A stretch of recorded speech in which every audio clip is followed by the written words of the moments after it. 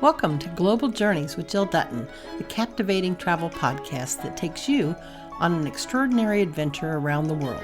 I'm your host, Jill Dutton, and I am thrilled to be your guide through the mesmerizing tapestry of cultures, landscapes, and experiences that await us. Global Journeys with Jill Dutton is more than just a travel podcast. It's an exploration of humanity itself. Through the power of storytelling, we illuminate the lives of the remarkable individuals we encounter along the way. Whether it's through the eyes of a fishing guide, a distillery owner, a mixologist, a historian, chef, or even a farmer, each person we meet adds a rich layer to the narrative of culture and place. In this podcast, we embark on a transformative journey where the focus goes beyond the typical tourist attractions. Instead, we dive deep into the hearts and souls of the places we visit, uncovering the hidden gems and untold stories that make each destination truly unique. Join me as we venture off the beaten path, seeking authenticity, connection, and a deeper understanding of the world we inhabit. Together, we'll unravel the tapestry of cultures, one story at a time.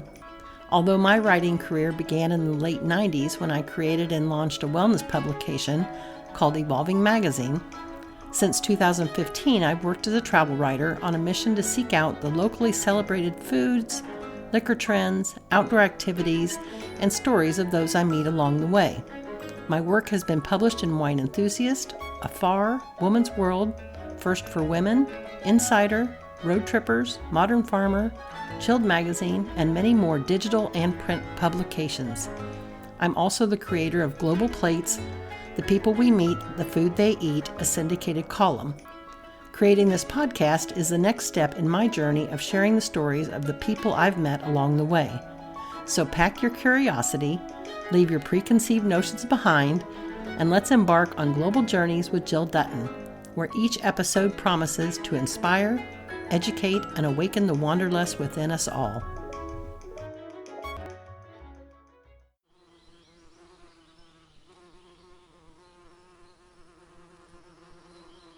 Welcome, fellow travelers, to another exciting episode of Global Journeys with Jill Dutton.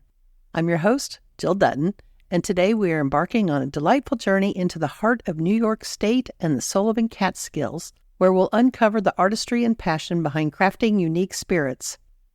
Joining us today is a true trailblazer in the world of distilling, a visionary who has not only mastered the art of creating exceptional spirits, but has also made it her mission to support and protect the environment in the process. It is my absolute pleasure to introduce Claire Marin, the owner and head distiller at Pollinator Spirits, a distillery that's not only crafting exquisite libations, but is deeply committed to the sustainability of our planet. Claire's journey into the world of spirits is a fascinating one. In 2003, she began as a beekeeper, tending to hives and producing the finest wildflower honey. Her honey quickly became a sought-after delight in New York State restaurants, but Claire's journey didn't stop there. In 2010, she ventured into the world of distillation with her wildflower honey as a key ingredient. So whether you're a seasoned traveler or an armchair explorer, grab your favorite cocktail, sit back, and get ready to be inspired as we embark on this intoxicating adventure through the world of distillation and sustainability with Claire Marin, a beekeeper turned distiller with a heart as sweet as her honey.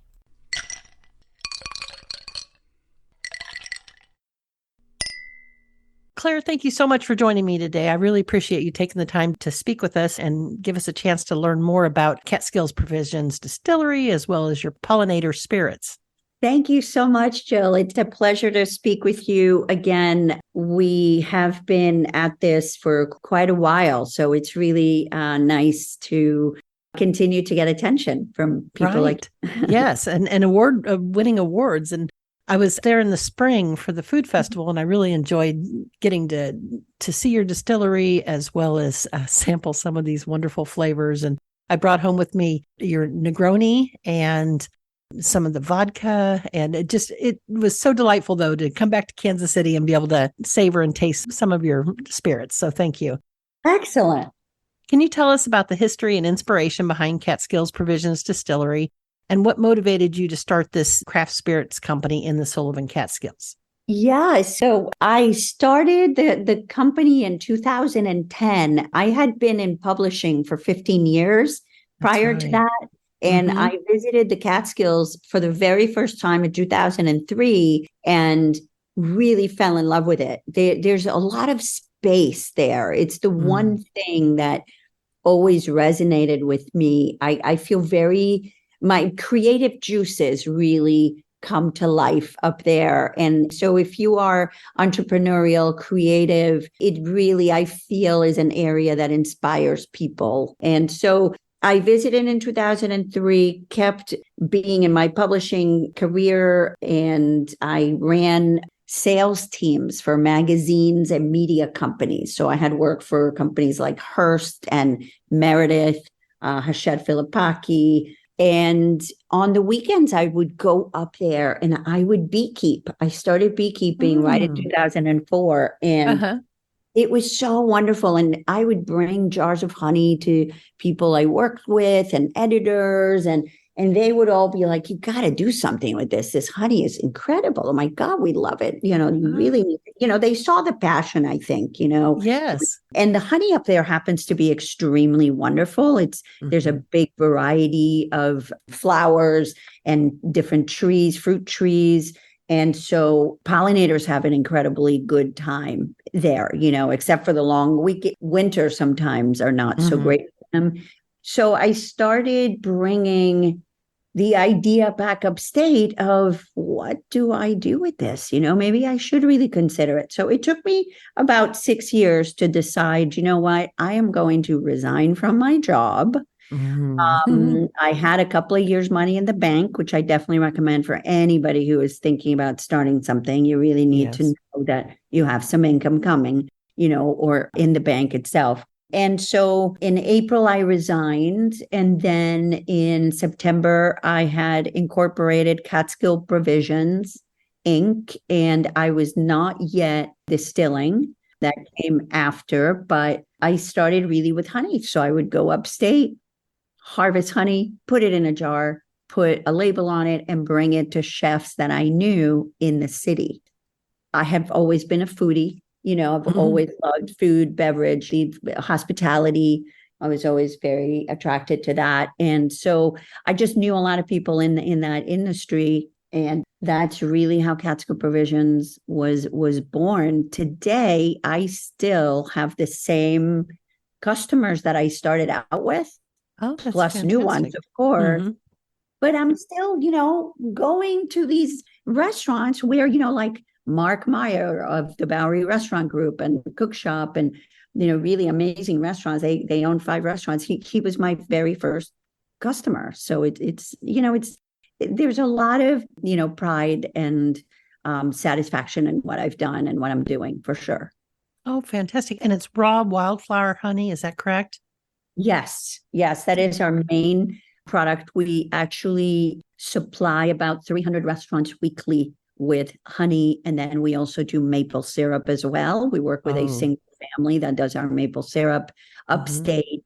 New York State makes some of the most amazing maple syrup. And people, when I first started in 2010, people did not know New York State maple syrup at all. They were actually selling the maple syrup to Vermont, and Vermont was saying that it was maple syrup, which happens, with like Spanish olive oil. They branded Italian because people want Italian, So it's kind of interesting, And so I got a big kick out of showing chefs the things that are being produced right here, in our state, that they didn't even talk about. New York makes maple syrup, really? Oh my God. And it's so good. So we also supply that as well.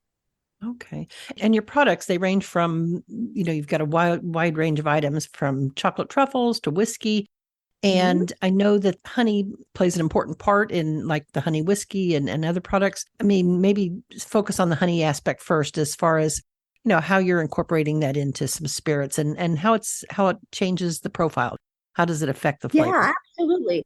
Honey for me has always been a flavor stabilizer. It's much more than a sweetener, much more. Chefs use it in salad dressings, for example. You put a little, a few drops or half a teaspoon in your salad dressing, and it cuts the acidity of the vinegar, for example. Yes. If you have bitter, it balances a bitter flavor. So I started really experimenting with honey and whiskey, and I think rye really could use a drop of honey because it just, rye is very complex. It's spicy, it's hot, which is great. And those are the reasons why we go to rye.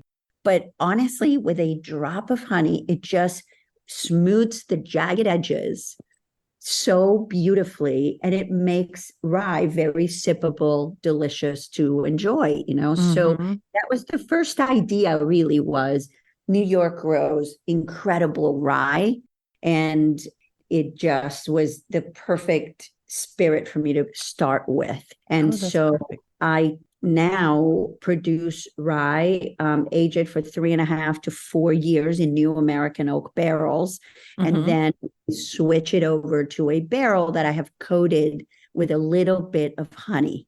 And it rests in that barrel for about 3 to 4 weeks. And it's just absolutely delicious. It is still really one of our very, very most successful spirits. I bet. And do you incorporate it into some cocktails that you sell at your distillery location, at the tasting room? Yeah, of course. We make an incredible old fashioned. We skip the sugar cube. Typically an old fashioned will have the sugar cube.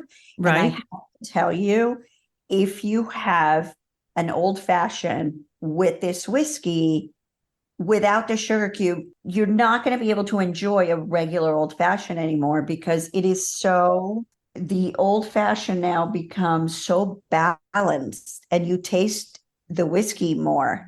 So it's really the way you're going to want to have it forever. It sounds delicious.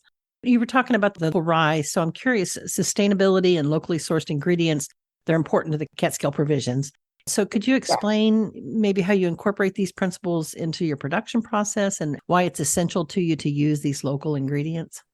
It has always been the motto of the company. Our ethos has always been very much about conserving, being socially responsible. We've never paid anyone, for example, minimum wage. I've never paid anyone minimum wage. It's always a living wage, treating your employees and people that are with you kindly and thoughtfully. And, those things have always been very important. But nature is so essential, right, to our survival and the survival of the planet.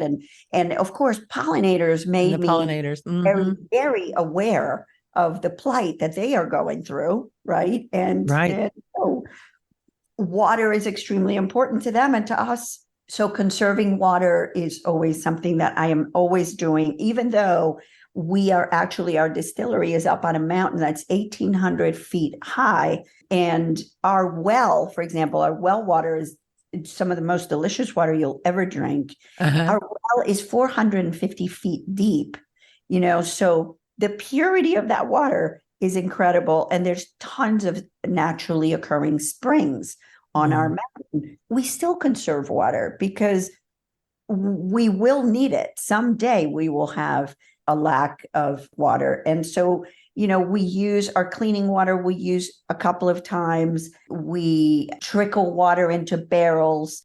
We're very thoughtful about water conservation. I don't distill our water.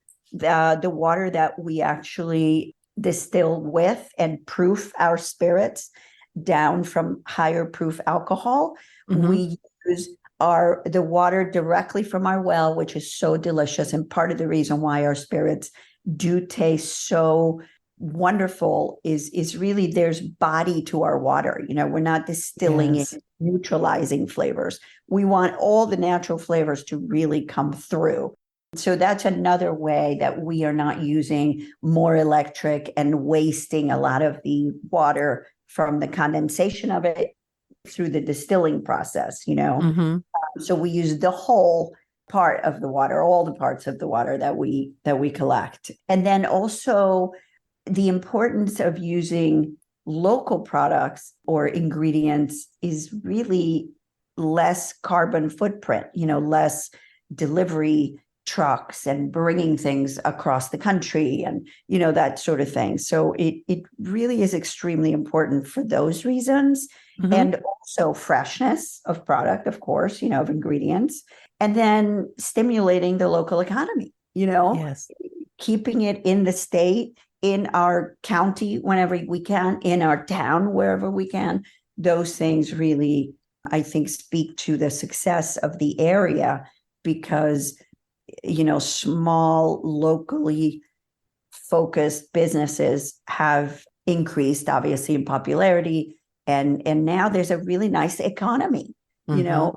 Where we are. And Jill, honestly, there are so many times that I meet young people like in their 20s, 30s, who were born and bred in Sullivan County, where we are, left to get an education, and now come back and have really great paying jobs. So those people now are looking for homes, buying cars, raising families. Our school systems are better, all those things. So it really has created a really, really nice economy without a doubt, so I really applaud all of us that have, focused on keeping it local and being really responsible.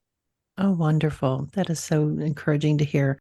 And I know you've won lots of awards. And so I'm curious, what are your standout products or what, some of your favorites and what type of awards have you won? So the biggest one that really comes to mind for me is our rye whiskey finished in honeyed barrels, won a 97 from the Ultimate Spirits Challenge out of 100. So that's really pretty amazing. Mm-hmm. And then it also won double gold at the San Francisco World Spirits Competition. Yes. There were many whiskeys from all over the world sent, and this was double gold, meaning, and also my Pollinator gin won double gold that same year at the same competition because there were 182 gins sent in. And what double gold means is that all 50 judges gave it a gold medal. Wow. So it becomes double gold. So those two won double gold that year, which is kind of amazing. And then the next year, it was the bourbon that won double gold at that same competition. So I have 3 double gold winners, which is really amazing, I have to say, because it is probably the most prestigious award event of the year for anyone in the spirits industry. Oh, well, congratulations. That's fantastic. And tell me a little bit about the location. And I just remember, was it previously a firehouse? Is that, I'm trying to remember. Yes. It was such a unique spot. Yeah, it really is a beautiful building. It was it was actually a machine shop first, built in 1945. So everyone would bring all their tractors in the area to this one machine shop in Callicoon on the Delaware River. And that's really where we are in Sullivan County. And in 1950, it became the firehouse for the Callicoon area. And, they would fit like 2 to 3 fire trucks in there. So it was pretty big. It was really, it's about 7,000 square feet. The ceilings are 15 feet high. And, it's just, it really is a beautiful building right in the center of town. So beautiful. The big doors opened up. It just was spacious and warm. And then I remember the tasting room area. Then you get this totally different feel. It's bright and airy and light, and it's just very. The whole space is so inviting and a wonderful place. And so I'm curious, if a traveler is interested in experiencing the Sullivan Catskills as well as coming to your distillery, do you have tours or tastings? And what can someone expect? Absolutely. You could just come to 16 Upper Main Street, right, which is right in the center of Callicoon. A tasting there. We have a full tasting bar. We're open every day except Wednesday. You could go on our website for hours. We're typically open 11 to 4 every day. So you could come shopping. And then we do offer food and beverages, great cocktails. But you could call ahead too and do a private tour of the distillery, which is really nice. And we have packages like, adding a little charcuterie to it, a cocktail making class, for example, with me. Mm-hmm. But we can accommodate a group up to 14 that way. And it is so, so lovely. People love coming up and enjoying it like that, in a private group with all your friends. It's really a great thing to do for the day. Oh, it sounds amazing. On that travel aspect, then, as a business rooted in the Sullivan Catskills, can you recommend some local attractions, restaurants, or experiences that travelers should explore when they're in the region, other than coming to visit you? Yeah, no, of course. So we are about 35 minutes away from where the location of Woodstock, the concert happened in Bethel, New York. And right in Bethel, New York, there is an incredible amphitheater concert venue, Bethel Woods, which is stunning. And there is a Woodstock museum there. So you will see guitars and photography and video and movies and amazing relics from the Woodstock event, that happened in 1969. So yes, I definitely recommend that. It's amazing. There are a couple of alpaca farms that are really cool to, family oriented entertainment for sure. Oh, that's interesting. Yeah, it's really great stuff to do for sure. And then also there is, canoeing, of course. We're known for fishing. The Delaware River is incredible. There are a lot of beautiful brooks too. If you're into fly fishing, our area is where fly fishing was invented. Yes, so and there's a fly fishing museum as well. Isn't that correct? Yes, which is so worth the trip. It's in Livingston Manor, and it's really amazing. And that's like 20 minutes away from us. So in a half-hour radius from where our distillery is, there's so much to do. There's great campgrounds, Airbnbs, of course, but also great hotels, Callicoon Hills. There is the North Branch Inn, Nine River Road, great places to stay. There's a great Seminary Hill Cidery is lovely. Yes. It's in Callicoon, gorgeous views. And they also provide places for you to stay as well. They have beautiful rooms that you can rent as well. So, and we also are very much concierges of the area, so don't hesitate to call one of us and ask, things to do, places to stay and stuff like that. Because I give recommendations constantly to people. That is wonderful. That is so helpful. But, as someone visiting the area, they're not going to know everything that there is to do. Totally. So that's great. Yeah. Well, Claire, thank you so much. So thrilled to have you today. So thank you. And yes, you too. Okay. Have a great day. As we travel on this exciting podcasting journey together, I invite you, our incredible audience, to be a part of it. Share your own travel stories, insights, and recommendations with us. Whether you have a hidden gem in your hometown or a dream destination that has captured your imagination, we want to hear from you. Your suggestions will help shape the future episodes of Global Journeys with Jill Dutton, guiding us towards extraordinary locations and experiences that deserve a spotlight. Remember, this podcast is not about just the host or the guests. It's about the collective exploration and discovery that unites us all as wanderers in this vast world. So reach out to us through our website, social media channels, or email and let your voice be heard. Send your suggestions to me at jill@globaljourneyswithjilldutton.com. I can't wait to hear from you. Until next time, may your travels be filled with endless curiosity, open-hearted encounters, and transformative adventures. Safe travels, fellow explorers, and keep wandering.